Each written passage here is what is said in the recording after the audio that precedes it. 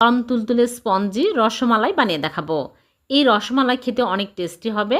একটা ডিম ভেঙে নিচ্ছি, ভেঙে ভালো করে ফেটিয়ে নিব। আর নিয়ে নিচ্ছি হাফ কাপ গুঁড়া দুধ, ফুল ক্রিম গুঁড়া দুধ নিতে হবে, ময়দা 1 চামচ, বেকিং পাউডার 1 চিমটি, ঘি 1 টেবিল চামচ দিয়ে ভালো করে ঘষে ঘষে মিক্স করে নিব।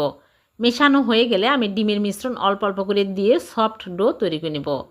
এখানে 1 টেবিল চামচের মতো ডিম বেঁচে গেছে। এখন আমি হাত ধুয়ে সাথে সাথে আমি মিষ্টির শেপ দিয়ে নিচ্ছি। এইরকম করে ছোট ছোট করে আমি রসমালাইয়ের শেপ দিয়ে নিচ্ছি। এই রসমালাই ফুলে একদম বড় বড় হয়ে যাবে মালাইয়ের মধ্যে দেওয়ার পর। এখন আমি সবগুলো বানিয়ে নিয়েছি। মালাই তৈরি করব, এর জন্য চুলায় প্যানে নিয়ে নিচ্ছি 4 কাপ লিকুইড দুধ।